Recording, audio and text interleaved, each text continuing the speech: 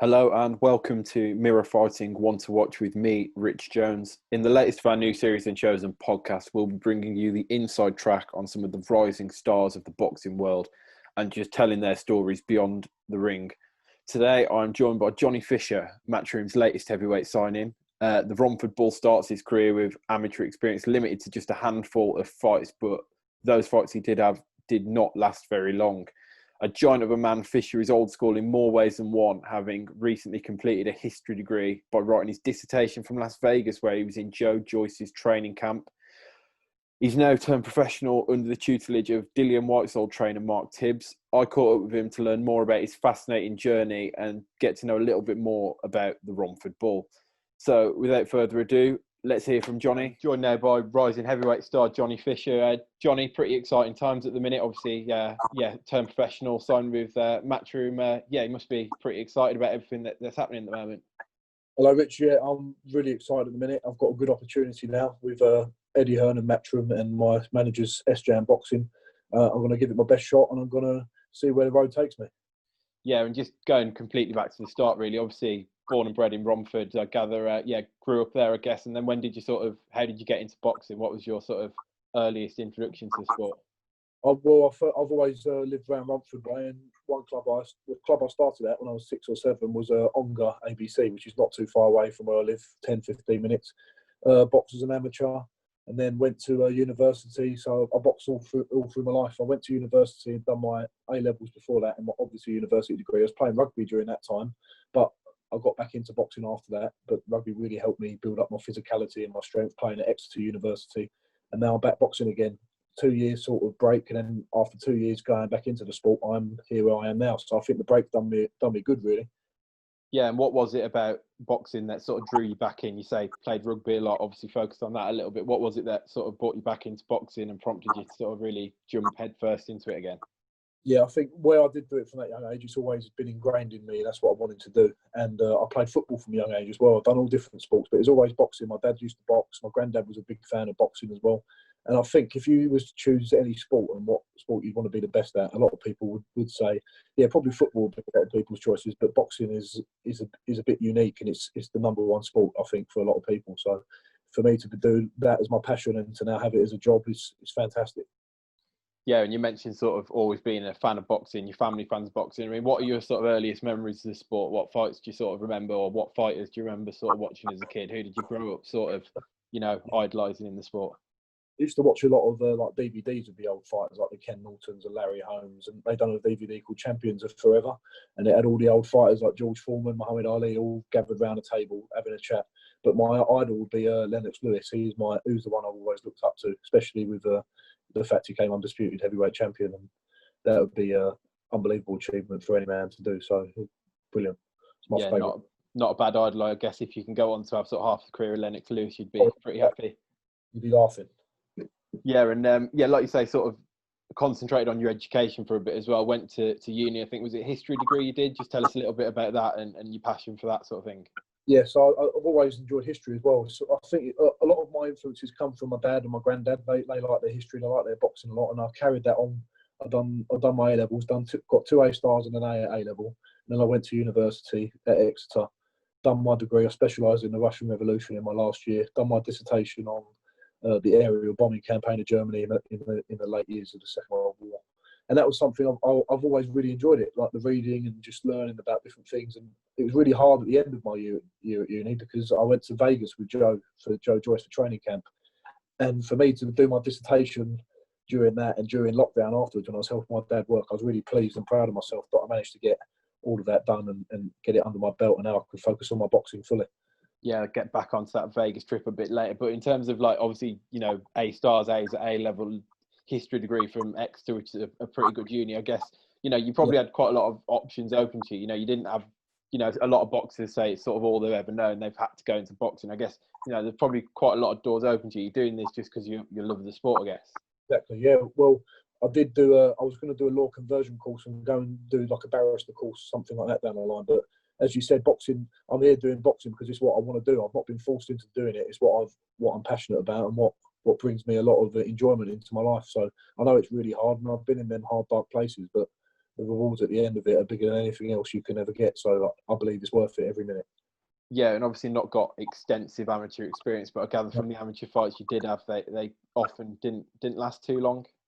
Yeah, well, I only had 4 senior amateur fights, and 3 out of 4 of them I won by round 1 knockout. So, listen, I didn't have that much experience. I did have a few as a junior as well. I became London champion, but you're a different person when you're a junior, when you're 14, 15, to when you're 19, 18, 19. So, I know I've got a lot to learn, but I've got some good experience sparring, and some people are looking at me now, and they've seen what I can do and how I can fight. So, there's a long way to go, but I think I can get there.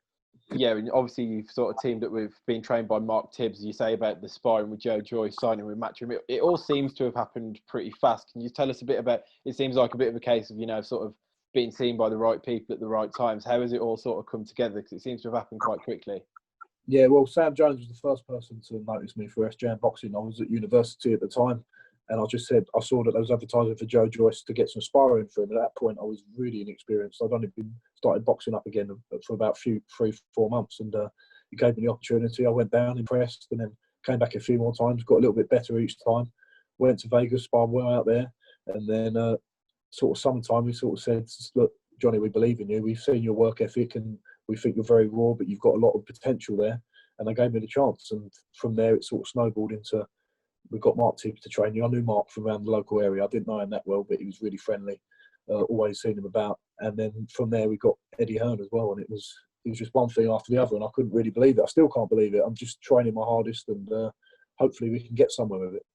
Yeah, and I mean, it's one thing to sort of respond to the advert and say, yeah, I'll get in there with Joe Joyce with that sort of limited experience. It's another thing to actually jump in there. Was there a moment when you were sort of stepping through the ropes that you thought, oh, I might have made a mistake here? Like, it must have been pretty daunting, that first sparring session. So when you see Joe Joyce, there's not many people on the planet bigger than Joe Joyce. And I turned up and I thought, oh my God, I've got to really perform here. So yeah, there is that moment with there's like, you've got the bell, you can see there's 10 seconds until you start sparring, and it's like, right, this is real now. I've got to impress, and I've got to hold my own, and I did, and it's all history from there. Yeah, and the trip to Vegas, what did your mates think of it when, like, sort of last semester of uni? I was at uni not too long ago. I can imagine if one of my mates said, "Oh, jetting off to Vegas to do a bit of sparring," I'd have been pretty jealous. What was their reaction? Well, I've got my mates from home. I've got a good group of mates from home, and they were always talking about going to Vegas, and they would have absolutely loved it. And I told them, and they was like, "Oh my God, I can't believe it."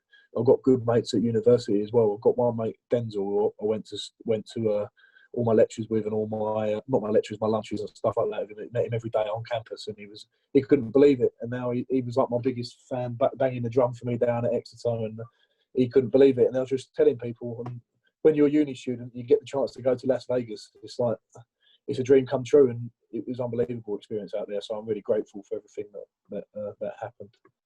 Yeah, and you mentioned sort of some of your good friends. I mean, I gather as well you've got a pretty good following. When we do get fans back in the arenas, you'll be looking forward to having some support there as well, some vocal support.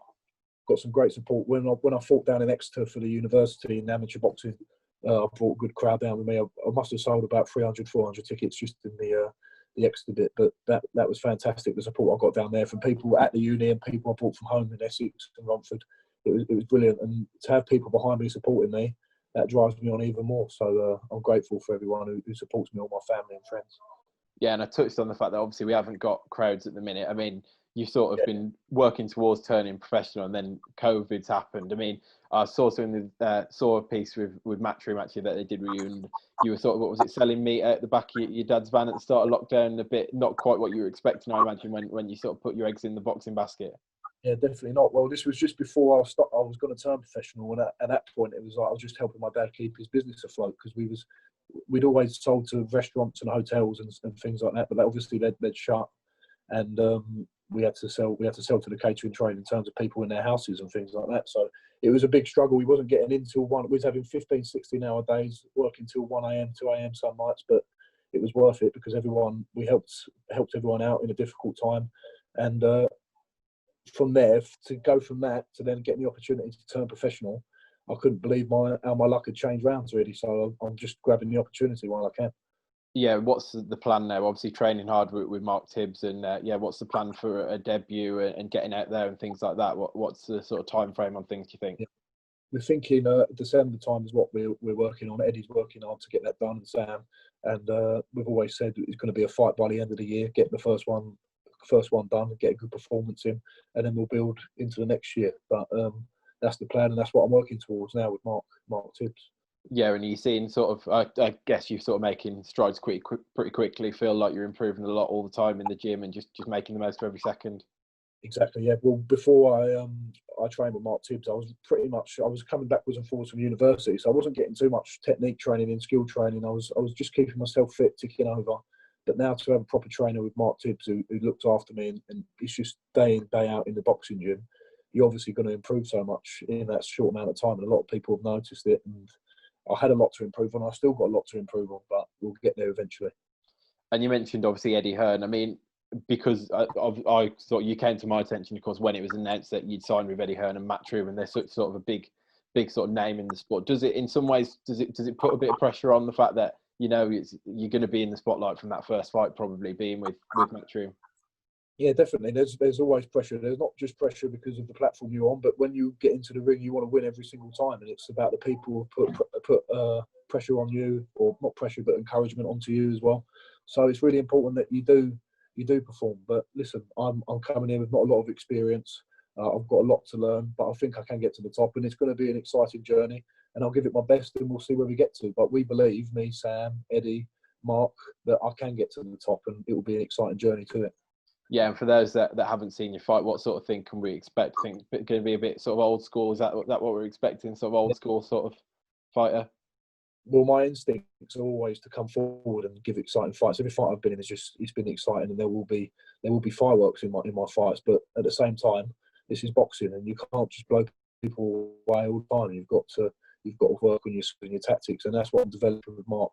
But hopefully that will just make me more clinical, and I know I've got power and strength, and that will always be one of my main assets. But it's about being a good boxer at the same time, and I've got the skills, and it will only produce exciting fights in the future. Nice one. Cheers, Johnny. Thanks a lot for joining us.